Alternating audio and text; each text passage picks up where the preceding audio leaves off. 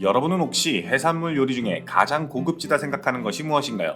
요즘 고급 음식에 빼놓을 수 없는 것이 사실 랍스터죠. 랍스터찜, 랍스터가 들어간 스파게티, 심지어 랍스터 회까지. 비싸고 맛 좋고 어찌 보면 한국 바다에서 살지 않기에 더 귀하게 느껴지기도 하죠. 하지만 그거 아셨나요? 사실 랍스터는 아주 가난한 자들의 음식이었다고 합니다. 오늘은 노예 음식에서 금이 환영한 랍스터에 대해 알아보겠습니다.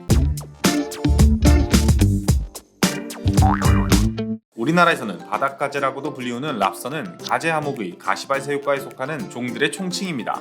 바다에 사는 가재를 의미하죠.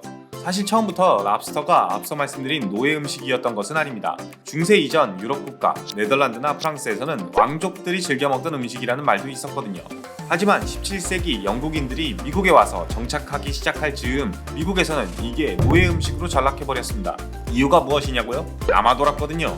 영국 출신 청도교들이 도착한 미국의 폴리머스 인근 해변에서는 18세기 초까지만 하더라도 랍스터들이 날 먹어줘 라고 하며 온 사방에 기어다녔습니다. 그냥 손으로 잡을 수 있을 정도로요.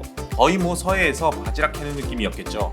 그러다 보니 아메리카 원주민들도 랍스터는 곡물 재배를 위한 비료나 낚시를 위한 미끼로 쓰는 게 전부였다고 합니다. 그러다 보니 초기 이민자 사회였던 미국에서는 곡물보다 랍스터가 더 많았습니다. 게다가 초창기에는 오늘날처럼 오븐에 굽거나 슬쩍 데치기만 하는 방법이 아니라 그냥 물에 넣고 삶아 먹는 방식을 취했기 때문에 아미노산과 같이 맛있는 성분이 국물에 그대로 딸려나가서 맛도 떨어질 수밖에 없었습니다. 양도 많고 맛도 없고 그러니 자연스럽게 미국 빈민가 음식, 하인이나 죄수들의 음식으로 전락해버리고 맙니다. 노예들은 당연하고요. 미국의 한 주인과 하인 사례에서는 일주일에 3-4번 이상 랍스터를 식단에 올리지 말아달라는 요구사항이 계약사항이었을 정도라고 하니 얼마나 천대받는 음식인지 감이 오시죠? 이랬던 랍스터가 다시금 부활할 수 있었던 배경은 크게 2가지. 그중 첫 번째는 정말 어이없겠지만 프랑스 혁명입니다. 맛있는 요리로도 유명하고 랍스터를 맛있게 만들 줄 알았던 프랑스의 고급 요리사들은 혁명 이후 여기저기 흩어졌는데 그렇게 각지로 퍼져나간 요리사들이 프랑스식 조리법으로 랍스터를 요리하기 시작했고 지금의 고급 음식 취급을 받기 시작하게 됩니다. 특히 미국의 프랑스 요리사들이 이민화 차리게 된 고급 레스토랑이 가장 부흥을 만들게 된 이유라고 하네요. 두 번째 이유는 당연히 수송, 보존 기술의 발전. 해산물 특성상 산채로 공수해 와야 하는데 전 세계 전역으로 랍스터가 뻗어가니 자연스럽게 앞서 말씀드린 맛있는 랍스터 요리도 덩달아 퍼져나가게 된 거죠.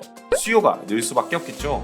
그리하여 결국 남아돌고 맛없던 랍스터, 노예나 빈민층만 먹는 식재료에서 조리 방법이 고급스럽게 변화함에 따라 자연스럽게 고급 식재료로 변하게 됩니다.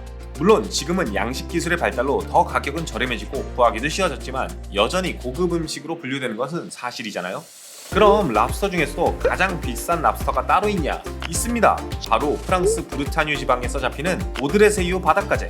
흔히 오마르 블레라고 불리는데 무척 희귀한 종이라 보기도 어렵고 보통은 관상용으로 사용하지만 맛은 일반 랍스터보다 훨씬 달고 향긋하다고 합니다. 언젠간 꼭 먹어봐야겠습니다. 지금까지 상식새끼였습니다.